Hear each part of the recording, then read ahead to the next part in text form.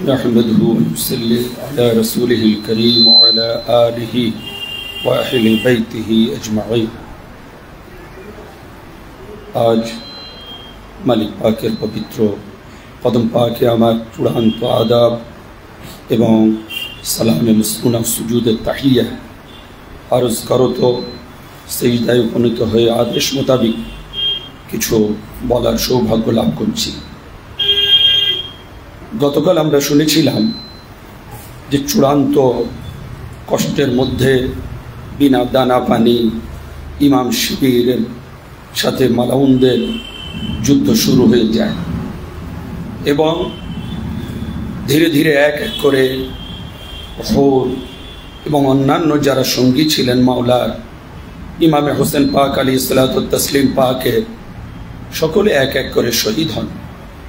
माওলা किन्तु बोलेছিলেন যে তোমরা চলে যাও, আজ ওরা আমার শির নিতে চায়, আমার মাথা নিতে চায়, আমারই ওরা কতল করতে চায়, সুতরাং তোমরা এই মুসিবতের মধ্যে পড়ো না, আমি ওদের সামনে আমার মাথা পেতে দেব কিন্তু হাত দেব না, তোমরা চলে যাও, তোমরা তোমাদের মতো বাড়ি ফিরে যাও।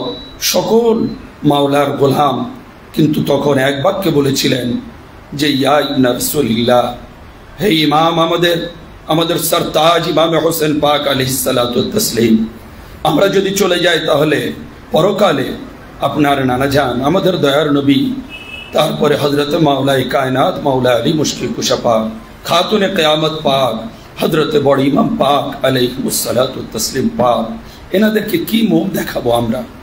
সুতরাং আমরা যেতে চাই না মালিক, আপনি ক্ষমা করবেন। যেমন এসেছি আপনার কদমে তেমনই আপনার কদমেই আমরা কুরবান হয়ে আল্লাহর কাছে ফিরে যেতে চাই, এর আদেশ আপনি দেন। এক এক করে মাওলার সকল সঙ্গীরা যখন শহীদ হচ্ছেন, এইবারে কেবলমাত্র ঘরানায় আহলে বাইত পাক বেঁচে রইলেন।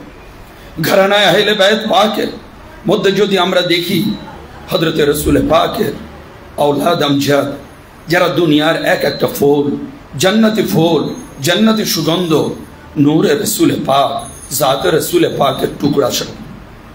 হযরতে কাসিম আলাইহিস সালাম যিনি বড় মাওলা হযরত ইমাম হাসান পাক আলাইহিস সালামের শাহজাদা ছিলেন, তিনি বললেন যে চাচা যান, দয়া করে মেহেরবানি করে অন্তত আমাকে একটু যুদ্ধের ময়দানে যেতে দেন।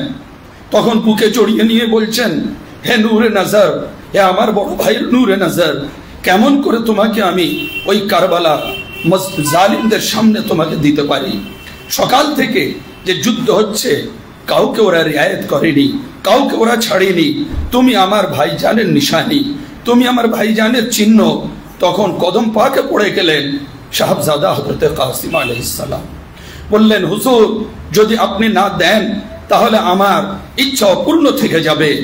বহু কাকুতি মুকুতি মিনতি করলেন, আরজু করলেন, শেষ পর্যন্ত হুজুর তার বীর বেশে সাজিয়ে দিয়ে ঘোড়ার পিঠে চাপিয়ে দিলেন যে যাও, খোদা হাফিজ।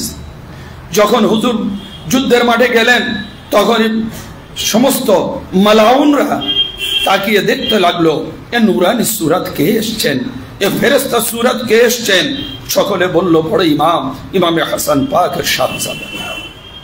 হযরত লড়ছেন, এমন সময় তখন তাদের মধ্যে থেকে শিমার ও আমর ইবনে সাদ বলল, একজনকে হুকুম দিল যে তুমি ওনার সাথে লড়ো। সে বলল যে আমি এত বড় নামদার, আমি পাহলোয়ান, আমি যোদ্ধা, আমি ওই বালকের সাথে কি লড়বো? আমার বাচ্চারা রয়েছে, আমার ছেলেরা রয়েছে, তারাই লড়ুক, তারাই যথেষ্ট।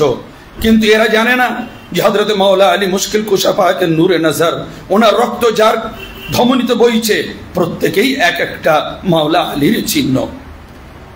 তো এইবারে যখন তার ছেলেরা এলো এক এক করে মালাউনদেরকে জাহান্নামে পাঠাতে লাগলো। বড়টা এলো, বড়কে জাহান্নামে পাঠিয়ে দিলেন শাহজাদা। মেজোটা এলো, তাকেও, সেজোটা এলো, এই করতে করতে চারটে মরদুদ জাহান্নামী যখন এলো তখন সকলকে এক এক করে জাহান্নামে যেই পাঠানো হলো। হযরতের এই বীর বাহাদুরি দেখে তার বাপ আর থাকতে পারলো না, মালাউন নিজেই এলো, নিজেই এসে এমন সময় হযরতের সাথে যুদ্ধে লিপ্ত হলো। মাওলা এমন ভাবে তাকে মারলেন যে সাথে সাথে সে জাহান্নামে চলে গেল। এইবারে আমার সাদ এবং সীমার এরা বলতে লাগলো যে কি ব্যাপার, তোমরা যদি এক এক করে যাও এ নবী খানদানের সামনে তোমরা সবাই ধ্বংস হয়ে যাবে, কেউ এনাদের পরাস্ত করতে পারবে না। দেখো কি এনারা বড় যোদ্ধা বাহাদুর, যে 3 দিন দানা পানি নেই, সেই অবস্থায় এনারা তোমাদের মতো বাহাদুরদেরকে ধ্বংস করে দিচ্ছে, তোমরা চারিদিক থেকে আক্রমণ করো। হায় এমন সময় চারিদিক থেকে যখন তীর যখন বললাম এসে পড়লো, হযরত তখন হতাশ হয়ে গেলেন, চারিদিকের আঘাতে তিনি জর্জরিত হয়ে গেলেন, ঘোড়ার পিঠ থেকে পড়ে গেলেন। এমন সময় চিল্লালেন, ইয়া মাদ্রিকনি, ইয়া মাদ্রিকনি, যে হে আমার আব্বা জান, চাচা জান, আপনি আমাকে আসুন, আপনি খবর নেন। গিয়ে দেখছেন যে কোন রকম হযরতের সারা শরীর সম্পূর্ণ জর্জরিত হয়ে গিয়েছে আঘাতে, কোন রকম জানটুকু বাকি রয়েছে। সাথে সাথে কোলে করে তুলে নিলেন, মাথাটা যখন নিলেন নিজের কোল মুবারকে, সাথে সাথে একবার তাকিয়ে বললেন, চাচা জান আমাকে ক্ষমা করবেন, হয়তো আপনার ঋণ শোধ করতে পারিনি, আপনি ক্ষমা করবেন, হয়তো আপনার কদমে সেরকম সেবা দিতে পারিনি, আমার এই কুরবানি আপনি কবুল করেন। বলতে বলতে তিনি জান ত্যাগ করলেন এবং শাহাদত বরণ করলেন। হযরতে ছোট ইমাম পাক কলিজার সাথে লাগিয়ে দিলেন। এইবারে আর খিমার মধ্যে কে আছে? হযরতে ইমাম মাওলা রয়েছেন, হযরতে আলী আকবর পাক আছেন, হযরতে আলী আওসাদ পাক আছেন, হযরতে আলী আসগর পাক আছেন, আউন মুহাম্মদ আছেন, হযরতে জায়নাব পাক আলাইহিস সালাম পাকের শাহজাদা, এবং হযরতে আব্বাস আলমদার আলাইহিস সালাম আছেন। এমন সময় হযরতে জায়নাব আলাইহিস সালাম পাক এসে বলছেন, ভাইজান আমি আমার নানা জানের কাছ থেকে শুনেছিলাম যদি কোনো মুসিবত আসে তখন সাদকা দিলে মুসিবতটা দূর হয়ে যায়। ভাই সারা দিন দেখলাম আমাদের এই পাহাড় প্রমাণ মুসিবত, আমি একটু সাদকা দিতে চাই। তখন জিজ্ঞাসা করলেন, আমার বোন এই সময় সাদকা তুমি কি দেবে আর কে বা নেবে?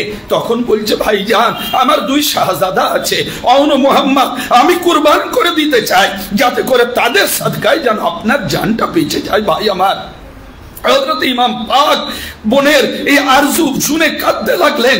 আউন মুহাম্মদ সামনে হাজির আছেন, কলিজার সাথে 2 ভাঞ্জাকে জড়িয়ে ধরে বলছেন, বাবারে আমার, আজ এই নিরুপায় তোমাদের মামা জান, আজ নিরুপায় তোমরা দেখো, আমার করার কিছু নেই, আজ আমাদের ধৈর্য ধরতে হবে, আমাদের জন্য জান্নাতের পানি হাউজে কাউসার অপেক্ষা করছে। আমাদের নানা জান হাত দিয়ে এখন আমাদের দিকে কেবল আলিঙ্গন করার জন্য উদ্গ্রীব হয়ে আছেন। 2 শাহজাদা পাক গেলেন, গিয়ে লড়তে লড়তে তারাও বীর বেশে শাহাদাত বরণ করলেন।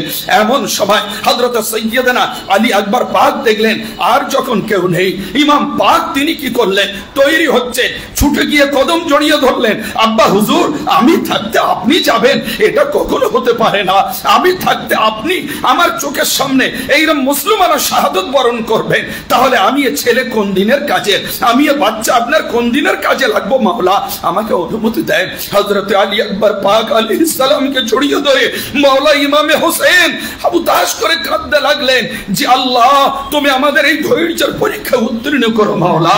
এমন সময় বীর বেশে সাজিয়ে দিলেন, বড় ইমাম পাককে নিজে হাত দ্বারা সাহায্য করে ঘোড়ার পিঠিয়ে তুলে দিয়ে বললেন, বাবা তুমি যাও ওই যুদ্ধের মাঠে চলে যাও, হযরতে মাওলা আলী মুশকিল কুশা পাকের রক্তের লাজ রাখো, নূরে নবী পাকের নুরানিয়াতের লাজ রাখো, আমার আম্মা হুজুরের লাজ রাখো। এমন সময় চলে গেলেন। যুদ্ধ যখন ঘোরতর অবস্থা, মালাউনরা চারিদিক থেকে আঘাত করছে, কিন্তু যখন এমন মনে হলো কুত্তাদের মধ্যে একটা শের পড়েছে, লাখো কুত্তা চারিদিকে পালাচ্ছে, উনি বিতাড়িত করে মারছেন, যখন মারতে মারতে অসহায় অবস্থায় চারিদিক থেকে তীর ছুটে এলো, উনি গায়ে বিঁধে যাচ্ছে, গেঁথে যাচ্ছে, ছুটে চলে এলেন আব্বা জানের কাছে, তাবুতের মধ্যে চলে এলেন, এসে বলছেন, আব্বা হুজুর যদি একটু পানি পাওয়া যেত তাহলে আমি মাওলা সমস্ত মালাউন জাহান্নামীদের জাহান্নামে পাঠিয়ে দিতাম।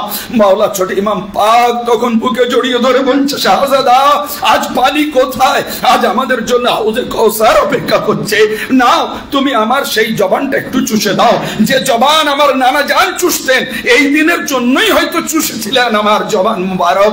তখন এই জবানটা চুষে যখন নিজের মুখে নিলেন হযরত আলী আকবর পাক, আলী আকবর পাকের বুকটা কেঁদে উঠলো, বললেন, বাবা তুমি কাঁদছো কেন, তুমি কি যুদ্ধ যুদ্ধে যেতে ভয় করছো? বলেন না আব্বা হুজুর, আমি সেজন্য কাঁদছি না, সেজন্য হাবুতাস করছি না।